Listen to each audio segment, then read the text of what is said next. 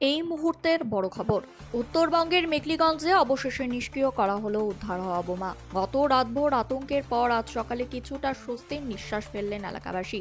ঘটনাটি ঘটেছে মেখলিগঞ্জের রানীরহাট সংলগ্ন আমবাড়ি এলাকায়। ভোটের আগে হঠাৎই একটি সন্দেহজনক বস্তুকে ঘিরে চাঞ্চল্য ছড়ায় এলাকায়। পরে সেটি বোমা বলে নিশ্চিত হওয়া যায়। খবর পেয়ে ঘটনাস্থলে পৌঁছয় প্রশাসন ও নিরাপত্তা বাহিনী।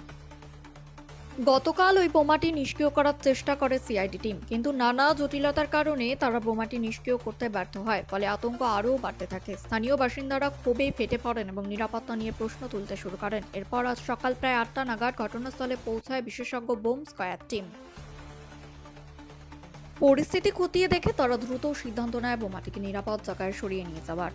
তারপর বোমাটি ঘটনাস্থল থেকে সরিয়ে জলঢাকা নদীর চরে নিয়ে যাওয়া হয়। সেখানে নিরাপত্তা বলয়ের মধ্যে রাখা হয় পুরো এলাকা। এরপর নিয়ন্ত্রিত বিস্ফোরণের মাধ্যমে বোমাটিকে সফলভাবে নিষ্ক্রিয় করা হয়। এই পুরো প্রক্রিয়ায় প্রশাসনের পক্ষ থেকে সর্বোচ্চ সতর্কতা অবলম্বন করা হয়, যাতে কোনো প্রাণহানি বা ক্ষয়ক্ষতি না ঘটে। আজকের এই পদক্ষেপে এলাকায় স্বস্তি ফিরলেও বড় প্রশ্ন থেকেই যাচ্ছে, এত বড় বিপজ্জনক বোমা ওই এলাকায় এলো কিভাবে? এর পেছনে কারা জড়িত? ভোটের আগে এই ধরনের ঘটনা কি কোনো বড় ষড়যন্ত্রের ইঙ্গিত?